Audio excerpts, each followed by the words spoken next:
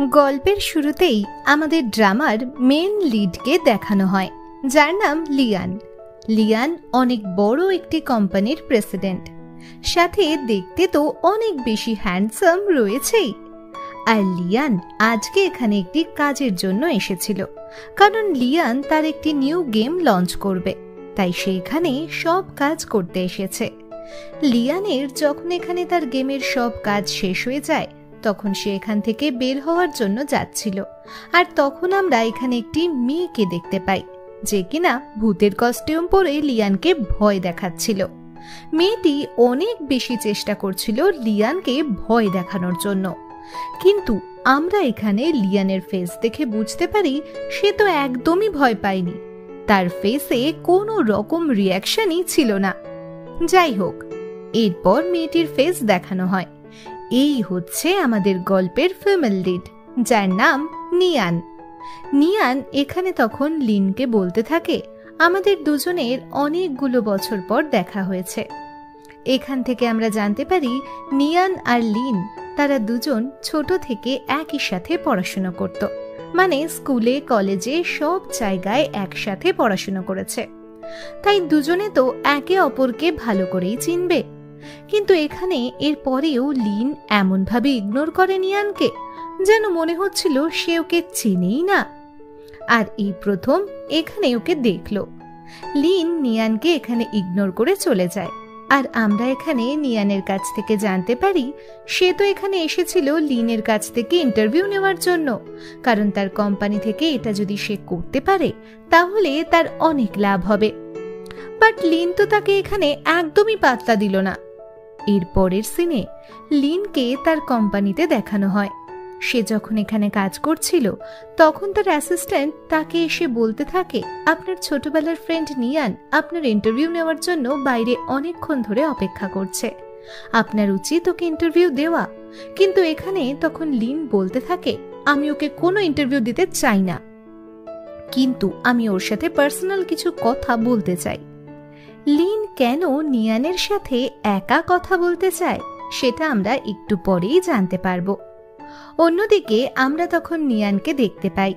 নিয়ান একটা বারে এসেছিল, আর এখানে তার সাথে তার বয়ফ্রেন্ডও ছিল। এখানে নিয়ান আর তার বয়ফ্রেন্ডের কথাগুলো শোনার পর আমরা বুঝতে পারি নিয়ান আর তার বয়ফ্রেন্ডের কালকেই বিয়ে হবে। এই জন্য দুজনেই অনেক খুশি ছিল। আর তারপর দেখা যায় নিয়ান এখানে অনেকটা বেশি ড্রিঙ্ক করে ফেলে। নিয়ান এতটাই বেশি পরিমাণে ড্রিঙ্ক করে ফেলেছিল, যার কারণে সে তো এখানে অনেক বেশি ড্রাঙ্ক হয়ে যায়। সেই একইবারে তখন লিনও এসেছিল। এখানে যখন আবার নিয়ান লিনকে দেখতে পায়, সে তখন লিনের সাথেও মাতলামি করতে শুরু করেছিল। তার এরকম অবস্থা তো লিনের কাছে অনেক বাজে লাগে, তাই সে ওখান থেকে নিয়ানকে তাড়িয়ে দেয়। এরপরে সে নিজেই আবার ওখানে বসে একা একা অনেক বেশি ড্রিঙ্ক করে। একটু পর দেখা যায় তার অবস্থাও খুব খারাপ হয়ে গেছে। তার মাথা অনেক বেশি ঘুরতে শুরু করেছিল। আর এখানেই এই সিনটি কাট হয়ে যায়। এরপর পরের দিনের সিন দেখানো হয়, যেখানে নিয়ানের ঘুম ভাঙলে সে তার পাশে লিনকে দেখে অবাক হয়ে যায়। আর লিনও তো এখানে নিয়ানকে দেখে অবাক হয়ে যায়, মানে কাল রাতে এরা দুজন এখানে একসাথেই ছিল। কিন্তু এখানে দুজনের মধ্যে কারোর কিছুই মনে ছিল না কাল রাত্রে এদের সাথে কি হয়েছে। দুজনেই একসাথে অবাক হয়ে বসেছিল। এইখানে তো লিন ভাবছিল তাকে নিজেকে বাঁচাতে হবে, যার কারণে সে এখানে নিয়ানকে বলতে থাকে, আমি লিন না, আমি লিনের যমজ ভাই জিন। কিন্তু এই কথাটা নিয়ানের বিশ্বাস হচ্ছিল না। সে বলতে থাকে, আমি একদমই বিশ্বাস করি না। লিনও তো এখানে সহজে ধরা পড়বে না। এই জন্য সে বলতে থাকে, তোমার কি মনে হয় লিন কি কখনো তোমার সাথে এরকম কিছু করতে পারে? আমি যতদূর জানি লিন তো তোমাকে পাত্তাই দেয় না। তুমি কবে থেকে লিনের পিছনে ঘুরছো ইন্টারভিউ নেওয়ার জন্য, কিন্তু এখনো ও ইন্টারভিউ দেয়নি। নিয়ান একটু ভাবনায় পড়ে যায়। লিন আরো বেশি শিওর হয় যখন তার কোম্পানিতে ফোন করে, যেখানে ফোনটি তার ম্যানেজার ধরে।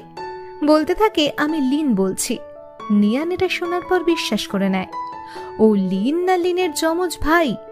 এর জন্য নিয়ান বলতে থাকে, ঠিক আছে, আমি বিশ্বাস করে নিলাম তুমি লিন না। লিন তো এখানে তার যমজ ভাইয়ের বাহানা দিয়ে পুরো বেঁচে গেছে। কিন্তু এখন দেখা যাক সে এভাবে কতদিন বেঁচে থাকতে পারে। লিন এরপর ওখান থেকে জিনিসপত্র নিয়ে চলে যায়। লিন চলে যাওয়ার পর তখন নিয়ানের কাছে তার বয়ফ্রেন্ডের মেসেজ আসে।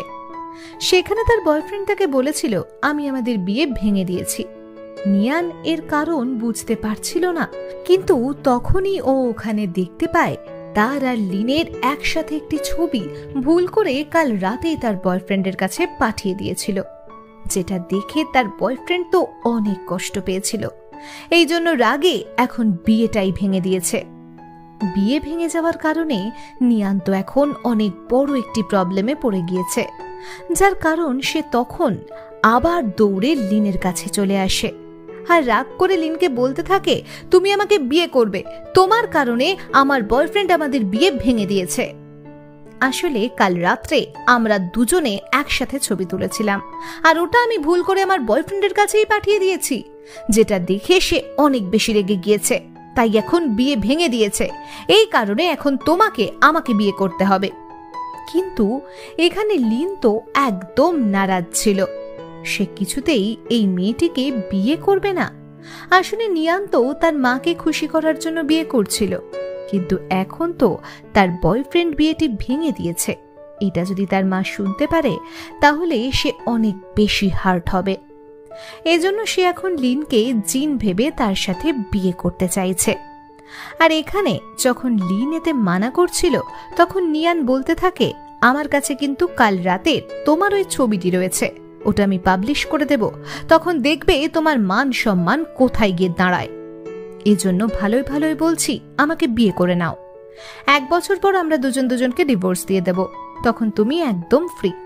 কিন্তু এখন তোমাকে আমাকে বিয়ে করতেই হবে, না করলে আমি ওই ছবিটা এখনই পাবলিশ করে দেব। এই ছবিটির কথা শুনে লিন ভয় পেয়ে যায়। লিন এখন বিয়ে না করা ছাড়া আর কোনো উপায় পাচ্ছিল না, এজন্য সে রাজি হয়ে যায় আর বলে, ঠিক আছে। লিনও জানতো নিয়ান অনেক দুষ্টু মেয়ে, সে একবার যেহেতু বলেছে তাহলে এরকম কিছু করেই ছাড়বে। এই কারণেই এখানে লিন রাজি হয়ে যায়। সে জানে 1 বছর পর তো সে আবার ফ্রি হয়ে যাবে। পরের সিনে এদের দুজনের বিয়ের সিন দেখানো হয়, যেখানে এরা সবাইয়ের সামনে খুশি খুশি একে অপরের সাথে বিয়ে করে নেয়। তোমাদের সবাইকে ভালোভাবে বোঝানোর জন্য আমি এখানে বলে দিচ্ছি, নিয়ান এখানে কিন্তু লিনকে জিন ভেবে বিয়ে করছে। এরপর সময় হয়ে আসে একে অপরকে কিস করার, কিন্তু এখানে তখন আবার লিন মনে মনে বলছিল, ও তো আমাকে জোর করে বিয়ে করেছে, তাহলে আমি কেন এসব কিছু করতে যাব। এরপর নিয়ান যখন দেখতে পায় লিন তো পুরো চুপ করে দাঁড়িয়ে আছে, তখন ও নিজে থেকে জোর করে লিনকে কিস করে। আর এখান থেকে সিনটি চলে যায় ফ্ল্যাশব্যাকে, যখন এরা দুজনেই একসাথে স্কুলে পড়তো। দুজনেই এখানে একসাথে তাদের ফ্রেন্ডদের সাথে ঘুরতে এসেছিল। লিন এখানে ঠিক করেছিল যে সে আজকেই নিয়ানকে প্রপোজ করবে, কারণ সে আগে থেকেই নিয়ানকে লাইক করত। এই জন্য সে একটি লাভ লেটারও লিখেছিল নিয়ানকে দেওয়ার জন্য। কিন্তু একটু পরেই সে দেখতে পায় নিয়ানের সকল ফ্রেন্ডরা তার ওই লাভ লেটারটি দেওয়ালের সাথে আটকে দিয়েছে, আর ওখানে সে যতগুলো ভুল করেছিল ওই সব কিছু বড় বড় মার্ক করে রেখে দিয়েছে। এটা দেখার পর তো লিন অনেকটা বেশি হার্ট হয়ে যায়। ওই দিনের পর থেকে লিন নিয়ানকে অনেকটা বেশি ঘৃণা করতে শুরু করেছে, যেখানে নিয়ান তো এইসব কিছু জানতোই না। সিন আবারও প্রেজেন্টে চলে আসে, যেখানে আমাদেরকে লিন বলছিল, এখন থেকে আমাকে 2টো রোল প্লে করতে হবে। লিনকে এখন থেকে কোম্পানিতে লিন হয়ে থাকতে হবে, আর সবসময় নিয়ানের সামনে জিন হয়ে থাকতে হবে। এখন তো এটা তার কাছে অনেকটা বেশি ঝামেলার বিষয়, কারণ এখন তাকে একসাথে 2টো দিক সামাল দিতে হবে। এই জন্য তার অনেকটা বেশি টেনশনও হচ্ছিল। আর এরপরেই তো এদের এখানে বিয়ের সব নিয়ম কানুনগুলো শেষ হয়ে যায়। তারপরে দুজনে একসাথে তাদের বাড়িতে চলে আসে। এখন যেহেতু এদের বিয়ে হয়েছে তাই দুজনকে একসাথেই থাকতে হবে। আর একটু পরেই দেখা যায় এদেরকে দেখার জন্য বাড়িতে এদের দুজনেরই মা চলে আসে। আর দুজনের মাই তখন এই বাড়িটিকে অনেক সুন্দরভাবে সাজিয়ে দেয়, কারণ তারা ভাবছিল এরা দুজনে আর কি সাজাবে, তার থেকে বরং আমরা দুজনেই ভালো করে সাজিয়ে দিই। আর এরা দুজনেও তখন এদের মায়েদেরকে খুশি করার জন্য অনেক কিউট একটি কাপল সাজার নাটক করে। দুজনেই দুজনের মাকে একদমই হার্ট করতে চাইছিল না। আর একটু পরে যখন এদের দুজনের মা এই বাড়ি থেকে চলে যায়, তখন দেখা যায় এরা দুজনেই তো অনেক সুন্দরভাবে এই বাড়িটির প্রত্যেক জিনিস পুরো ভাগ করে নিতে শুরু করে, মানে কে কতটুকু জায়গা নেবে এইসব আর কি। এরপরেই দুজনের বাড়ি ভাগ করা হয়ে যায়। আর তখন নিয়ান জিনকে বলতে থাকে যে আমি তোমার ভাইয়ের ইন্টারভিউ নিতে চাই, তুমি আমাকে তোমার ভাইয়ের বিষয়ে কোনো কিছু বলো, যাতে করে আমার ইন্টারভিউ নিতে অনেক সুবিধা হয়। এখানে তখন লিন জিন হয়ে বলতে থাকে, তুমি আমার ভাই লিনের সম্পর্কে যতটুকু জানো ওকে ততটুকুই জিজ্ঞাসা করতে পারো ইন্টারভিউয়ের সময়, তোমাকে আর বেশি কিছু জানতে হবে না, তুমি ওইটুকুতেই কাজ চালিয়ে নেবে। আর তখন লিনের কাছ থেকে এসব শোনার পর নিয়ানও রাজি হয়ে যায়, সে যতটুকু জানে ওইটুকু দিয়েই সে ইন্টারভিউ নেবে। এর পরের দৃশ্য পরিবর্তন হয় এবং আমাদেরকে পরের দিনের সিন দেখানো হয়, যেখানে নিয়ান তখন খুব খুশি খুশি কোম্পানিতে চলে আসে লিনের ইন্টারভিউ নেওয়ার জন্য। কিন্তু এখানে আসার পর নিয়ান জানতে পারে লিন তো অলরেডি অন্য কাউকে ইন্টারভিউ দিয়ে দিয়েছে। এই জন্য লিন এখন আর কারোর কাছে কোনো ইন্টারভিউ দেবে না, তার কাছে একদমই কোনো সময় ছিল না। নিয়ান যেহেতু এখানে ইন্টারভিউ নেওয়ার জন্য এসেছিল, কিন্তু সে তো এখন আর ইন্টারভিউ নিতে পারল না। এই জন্য তখন নিয়ানের কোম্পানির বস নিয়ানকে এই জব থেকে ফায়ার করে দেয়। নিয়ানের এতে মনটা অনেক খারাপ হয়ে যায়, তার কাছে এখন আর কোনো জবই থাকলো না। তার উপরে সে আবার লিনের ইন্টারভিউ নিতে পারেনি, যেটা তার অনেক বেশি স্বপ্ন ছিল যে সে ইন্টারভিউ নেবে। বসও তাকে এখানে অনেকগুলো কথা শুনিয়ে দেয়, সে কেন এত দেরিতে আসলো যার কারণে ইন্টারভিউ নিতে পারলো না। নিয়ান তখন অনেকটা বেশি আপসেট হয়ে যায়। আর এরপরে সে তখন ওখানে অনেকটা বেশি ড্রিঙ্ক করে ফেলে এবং সে যখন অনেক বেশি ড্রাঙ্ক হয়ে যায় তখন আবার লিনের কোম্পানির সামনে চলে আসে। আর এরপরে তার সাথে লিনের দেখা হয়ে যায়। এখানে সে লিনকে আবারও বলতে থাকে লিন যেন তাকে আরেকটি চান্স দেয় তার ইন্টারভিউ নেওয়ার জন্য।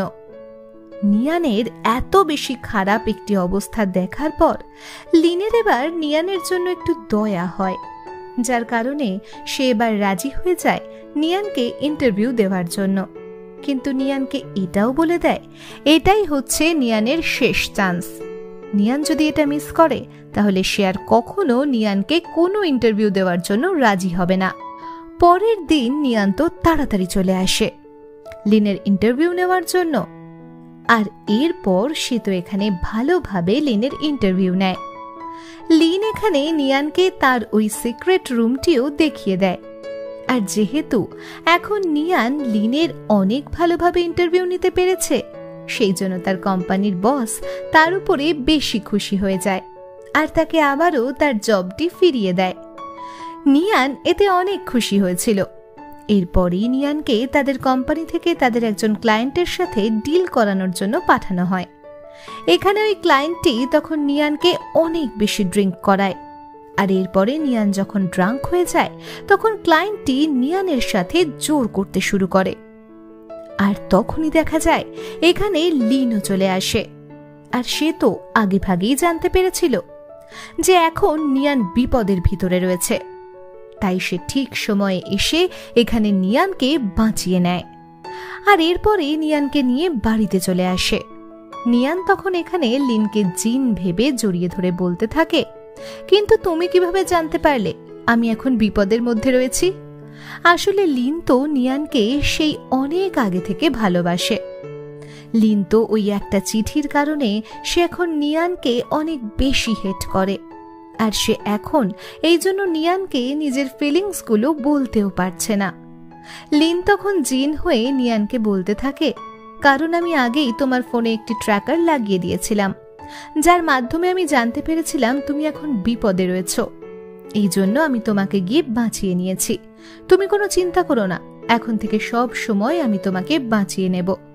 এই সব কিছু শোনার পর তো নিয়ান অনেক বেশি ইমোশনাল হয়ে যায়।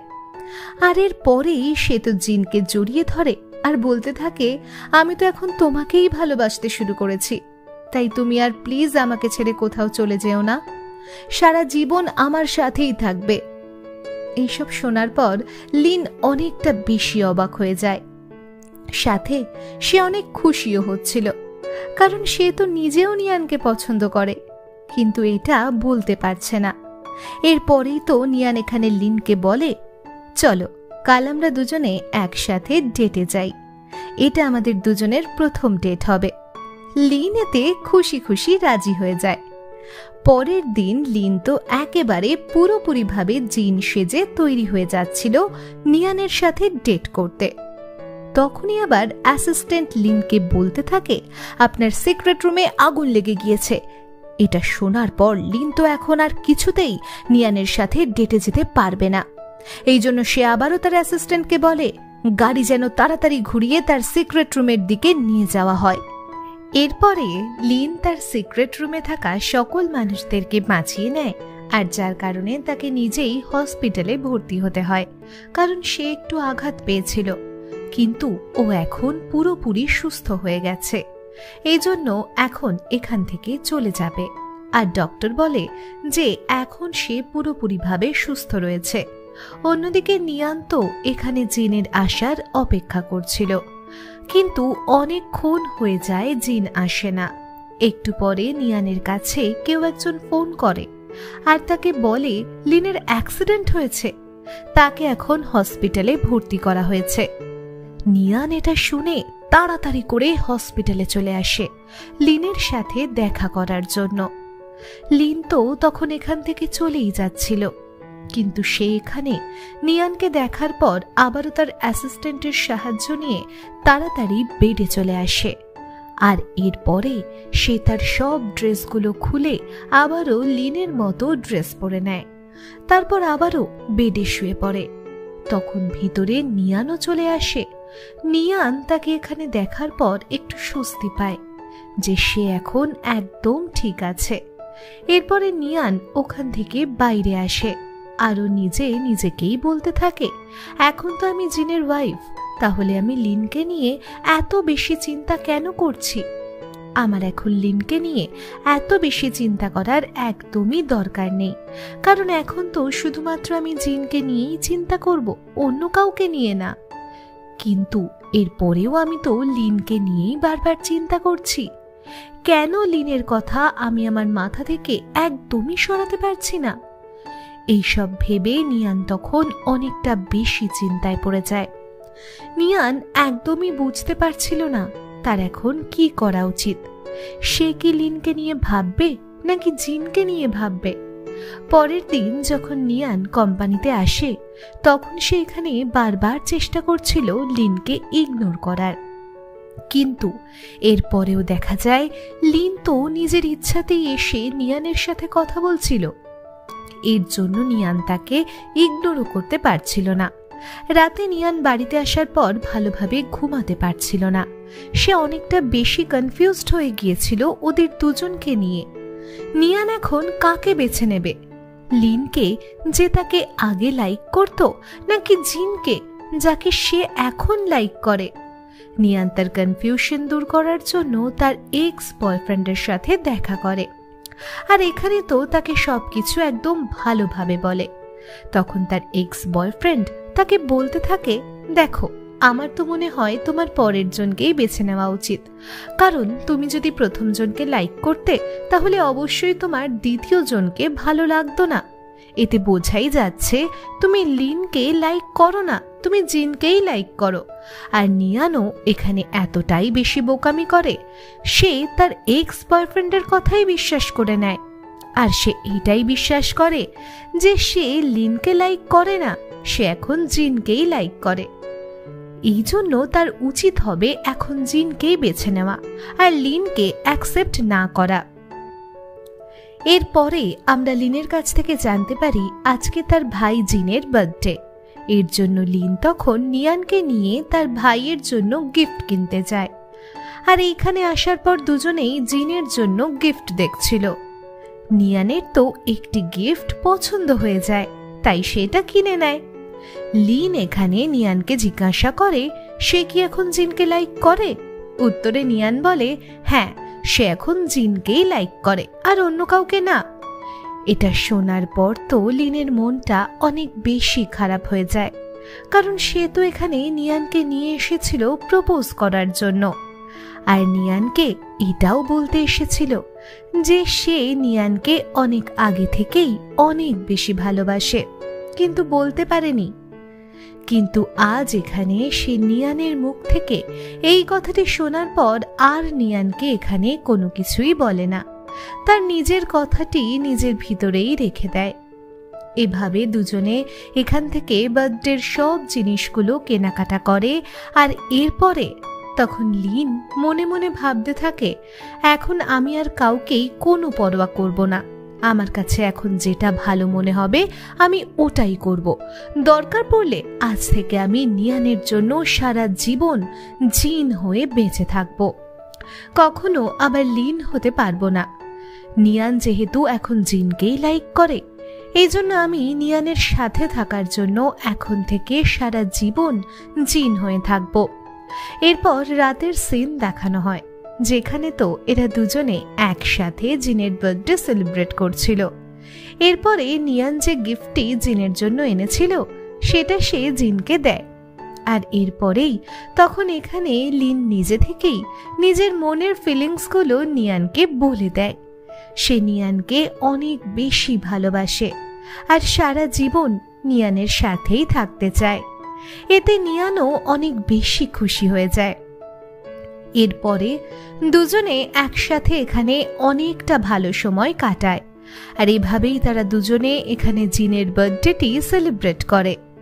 তারপরে এদের দুজনকে কোম্পানিতে দেখানো হয়। দুজনে এখানে কিছু কাজ নিয়ে কথা বলছিল, আর তখনই হঠাৎ করে দেখা যায় লিনের কাছে একটি ফোন চলে আসে। লিন তখন ওই লোকটির সাথে কথা বলতে শুরু করে। নিয়ান সে তো লিনের কাছ থেকে একটু দূরে দূরেই থাকছিল, কারণ সে কাল রাত্রে জিনকে প্রপোজ করেছে আর জিন ওটা অ্যাকসেপ্টও করে নিয়েছে, তাই সে এখানে দাঁড়িয়ে এই সব কিছুই ভাবছিল। তখনই তার নজরটি চলে যায় লিনের হাতে থাকা ফোনের দিকে, যেখানে সে ফোনটি দেখে অবাক হয়ে যায়। আসলে এই ফোনটি তো জিনের। তাই নিয়ান ভাবছিল জিনের ফোনটি এখানে লিনের কাছে কি করছে, আর এরা দুজনে কখনো কেন একসাথে আমার সামনে আসে না। আমি তো এদের দুজনকে কখনো একসাথে দেখিনি, আবার এখন লিনের কাছে জিনের ফোনটি দেখতে পাচ্ছি, কিন্তু এটা লিনের কাছে কিভাবে আসলো? এই সব কিছু চিন্তা করে তখন তো নিয়ানের জিন আর লিন তাদের দুজনের উপরেই সন্দেহ হচ্ছিল। এরপর সে কোম্পানি থেকে বাড়িতে চলে আসে। আর রাতে যখন বাড়িতে লিনও চলে আসে, তখন লিন দেখতে পায় এখানে তো নিয়ান একদম হট ড্রেস পরে বসে আছে, আর এরপরে নিজে থেকে তার সাথে রোম্যান্স করতে চলে আসে। এক পর্যায়ে সে তো এখানে লিনের গলায় অনেক জোরে একটি কামড় বসিয়ে দেয়। বেচারার কপালে যেন এটাই ছিল। এর পরের দিন আমার তো নিয়ান অনেক সুন্দর করে তৈরি হয়ে লিনের কাছে চলে আসে, তার সাথে তার ওই সিক্রেট রুমে যাওয়ার জন্য। নিয়ান যখনই সুযোগ পেয়ে যায় তখন সে তো লিনের উপরে পুরো ঝাঁপিয়ে পড়ে, আর এরপরে জোর করে লিনের গলায় তার কামড় দেওয়ার দাগটি দেখার জন্য অনেক বেশি চেষ্টা করছিল। আর লিনও তাকে এটা কিছুতেই দেখতে দেবে না। এজন্য দুজনের ভিতরে তো তখন অনেকটা বেশি জোরাজুরি হতে থাকে। ঠিক সেই সময় ওখানে অ্যাসিস্ট্যান্ট চলে আসে। অ্যাসিস্ট্যান্ট তখন আবার অন্যদিকে ঘুরে যায়, আর এরপরে ওখান থেকে লিনকে বলতে থাকে আপনার মায়ের আবারও প্যানিক অ্যাটাক শুরু হয়েছে। তিনি এখন আবারও জেদ করছেন যে তিনি এখনই জিনকে দেখতে চান। এই সব কিছু শোনার পর তখন লিন আর নিয়ান তারা দুজনেই তখন হসপিটালে লিনের মায়ের কাছে চলে আসে।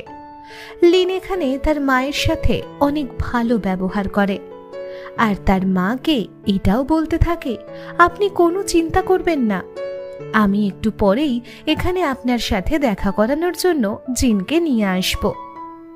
লিনের মা বলে, তাহলে তুমি ওকে গিয়ে নিয়ে আসো।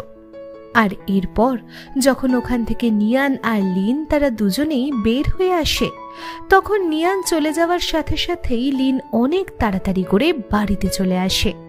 আর সে বাড়িতে আসার পর তার ড্রেসগুলো চেঞ্জ করছিল এবং তাড়াতাড়ি করে সে আবারও জিন সাজতে শুরু করে। ঠিক সেই মুহূর্তে আবার বাড়িতে নিয়ানও চলে আসে আর একদম হাতে নাতে জিনকে ধরে ফেলে।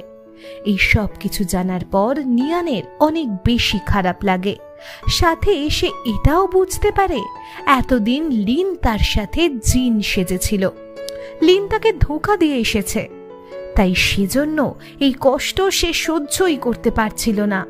লিনকে এখানে অনেকগুলো কথা শোনায় আর এরপরে তো লিনকে বলে এই বাড়ি থেকেই বেরিয়ে যেতে। লিনের কোনো কথাই শুনছিল না। লিনও তখন বাড়ি থেকে চলে যায়। পরের দিনই আবার লিন নিয়ানের কাছে চলে আসে, তাকে সবকিছু ভালোভাবে বোঝানোর চেষ্টা করে, কিন্তু এরপরও নিয়ানের রাগ 1 ইঞ্চিও কমে না। সে তো এখানে কেন জানি লিনকে একদম পাত্তাই দিচ্ছিল না, সে লিনের কোনো কথাই শুনতে রাজি ছিল না। এর পরের সিনে আমরা লিনকে ফুল হাতে নিয়ে একটি কবরস্থানে দেখতে পাই। আসলে এই কবরটি হচ্ছে লিনের ভাই জিনের কবর। এর মানে জিন আজ থেকে অনেক বছর আগেই মারা গিয়েছে, কিন্তু এই কথাটি তার মা একদমই বিশ্বাস করতে চায় না যে জিন মারা গিয়েছে। আর এই কারণেই লিন তার মাকে খুশি করার জন্য সব সময় তার মায়ের সামনে জিন হয়ে থাকে। সে কখনোই তার মায়ের সামনে লিন হয়ে যেত না। এখান থেকে আমরা তো এটাই বুঝতে পারি লিনকে আসলে আগে থেকেই একসাথে দুজনের রোল প্লে করতে হয়। তার মায়ের সামনে সব সময় জিন হয়ে থাকতে হতো আর বাইরে তাকে লিন হয়ে থাকতে হয়।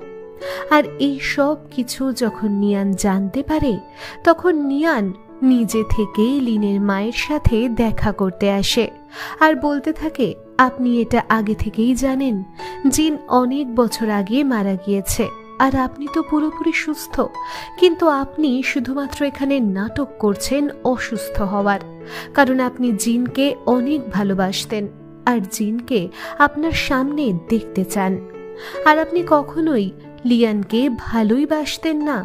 তখন লিয়ানের মা বলতে থাকে, হ্যাঁ তুমি ঠিকই বলেছ, কারণ আমি জিনকে সব থেকে বেশি ভালোবাসতাম, লিনকে না।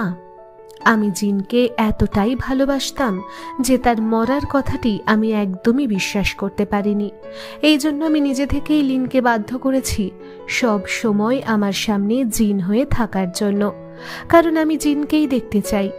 এই সব কিছু শোনার পর নিয়ান লিনের মাকে বলে, কিন্তু আপনি এখন থেকে এটাই করবেন যেমনটি আপনি জিনকে ভালোবাসতেন, এখন থেকে তেমনি আপনি লিনকেও ভালোবাসবেন, আর লিন আপনাকে খুশি করার জন্য অনেক কষ্ট করে আপনার সামনে জিন সেজে থাকে, কিন্তু তারও তো ইচ্ছে করে আপনার ভালোবাসা পেতে, কিন্তু এতদিন আপনি কেন ওর কষ্টটা বুঝতে পারেননি? ও তো আপনারই ছেলে, তাই না?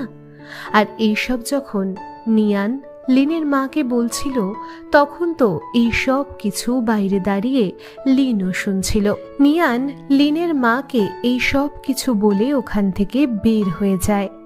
আর নিয়ান চলে যাওয়ার পর তখন লিন আবারও তার মায়ের সাথে জিন সেজে দেখা করতে আসে, কিন্তু এবার তো লিনের মা তার ভুলটি বুঝতে পেরেছিল, তাই সে তখন এই কারণে লিনকে বলতে থাকে, এখন থেকে তোমাকে আর আমার সামনে জিন সেজে আসতে হবে না। আমি অ্যাকসেপ্ট করে নিয়েছি যে জিন অনেক বছর আগেই মারা গিয়েছে। আমি তোমাকে সরি বলছি এতদিন তোমাকে জোর করে আমার সামনে জিন সাজিয়ে রাখার জন্য। এখন থেকে তুমি সব সময় আমার সামনে লিন হয়েই দেখা করতে আসবে। আর লিন তো এই কথাটি আগে থেকেই জানতো যে তার মা জানতে পেরেছে জিন মারা গিয়েছে, কিন্তু এর পরেও তিনি শুধুমাত্র অভিনয় করছিল, কিন্তু লিন এই কথাগুলো তার মাকে বলেনি, কারণ জানতো তার মা এই সব শুনলে অনেক বেশি হার্ট হবে। কিন্তু এখন লিনের মা তার ভুলগুলো বুঝতে পেরেছে। নিয়ান তাকে সবকিছু একদম ভালোভাবে বুঝিয়ে বলেছে। এই কারণেই এখন লিনের মা লিনকে বলছে, তুমি আর আমার সামনে জিন হয়ে দেখা করতে আসবে না, তুমি এখন থেকে লিন হয়েই আসবে, আর আমি তোমাকে এখন থেকে জিনের মতোই ভালোবাসবো। এই সবগুলো শুনে তো লিন অনেক বেশি খুশি হয়ে যায়, কারণ সে তো এতদিন ধরে এইটাই চাইছিল। আর ফাইনালি তার মা তাকে অ্যাকসেপ্ট করে নিয়েছে। লিন ওখান থেকে বাইরে আসলে তার সাথে নিয়ানের দেখা হয়ে যায়। লিন তখন নিয়ানকে থ্যাংক ইউ বলে, তার মাকে ভালোভাবে বুঝিয়ে বলার জন্য। আর এখানে তো দুজনের ভিতরে সেরকম বেশি কোনো কথাবার্তা হয় না, কারণ নিয়ান এখনো লিনের উপরে অনেক বেশি রেগেছিল, আর এটা তো লিনও ভালোভাবে বুঝতে পারে। এরপরেই দৃশ্য পরিবর্তন হয় এবং আমাদেরকে পরের দিনের সিন দেখানো হয়। এখানে আমরা লিনকে দেখতে পাই। লিন তখন আবারও তার স্কুলের ফ্রেন্ডের সাথে দেখা করার জন্য আসে। তারা সবাই এখন একসাথে মিট করতে এসেছে। এখানে আসার পর লিন তো কথায় কথায় তার ওই চিঠির সম্পর্কে জানতে পারে। তার ফ্রেন্ডরা বলে, তোমার ওই চিঠিটি তো আসলে নিয়ান ওখানে লাগায়নি, ওই চিঠিটা ওখানে নিয়ানের এক্স বয়ফ্রেন্ড লাগিয়েছিল, কিন্তু তুমি ওটাই দেখেছিলে। আর নিয়ান তোমার জন্য যে চিঠিটা লিখেছিল, তুমি তো ওই চিঠিটা পাওনি। এই সব কিছু শোনার পর লিন তার ভুলটা বুঝতে পারে। সে শুধুমাত্র একটি চিঠির কারণে এত দিন ধরে নিয়ানের উপরে কতই না রাগ করেছিল। আর এরপরে তো সে সেখানে ওই চিঠিটি পেয়ে যায়। এরপর লিন ওখান থেকে দৌড়ে তাড়াতাড়ি করে চলে আসে। পরে যখন এরা দুজনে একসাথে কোম্পানি থেকে কাজ শেষ করে আসছিল, তখন বাইরে অনেক বৃষ্টি হচ্ছিল। যেহেতু এখন বৃষ্টি হচ্ছে, এই জন্য তখন লিন নিয়ানকে তার সাথে একই ছাতার ভিতরে করে তাকে বাড়ি পর্যন্ত এগিয়ে দিতে যায়। দেন তারা দুজনে একসাথে বাড়িতে চলে আসে। বাড়িতে আসার পর তো লিন প্রথমে নিয়ানকে সরি বলে, আর এরপরে নিয়ানকে বলে, কাল রাতে তুমি আমার সাথে ওই বুক স্টোরে দেখা করবে, যে বুক স্টোরে আমরা স্কুলে পড়ার সময় একসাথে যেতাম আর যেখান থেকে বুকগুলো কিনতাম। নিয়ান এবার লিনের কথায় রাজি হয়ে যায়। সে বলে, ঠিক আছে, আমি তাহলে কাল ওই স্টোরে যাব। এরপরে কাল রাতের সিন দেখানো হয়, যেখানে নিয়ান তো ওই বুক স্টোরে চলে আসে। আর সে অনেক বেশি খুশি হচ্ছিল, কারণ তারা স্কুলে একসাথে এখানে আসতো আর অনেক বেশি মজা করত। বুক স্টোরের ওনারের জায়গায় আমরা লিনকে দেখতে পাই। লিন তখন এখানে নিয়ানের হাতে একটি বুক ধরিয়ে দেয়, আর এরপরেই সে তো অনেক খুশি খুশি নিয়ানকে আবার তার মনের ফিলিংসগুলো বলে দেয়। সে তো তাকে ওই স্কুল লাইফ থেকেই ভালোবাসে, কিন্তু বলতে পারেনি। আর সে যে তার সাথে জিন সেজে অভিনয় করেছে, তার জন্য সে বারবার সরি বলে। নিয়ান তো প্রথমে এমন ভাব করছিল যেন সে অ্যাকসেপ্টই করবে না, কিন্তু দেখা যায় একটু পরে সেও তো খুশি খুশি অ্যাকসেপ্ট করে নেয়। পরের সিনে আমরা এদের আবারও বিয়ের সিন দেখতে পাই।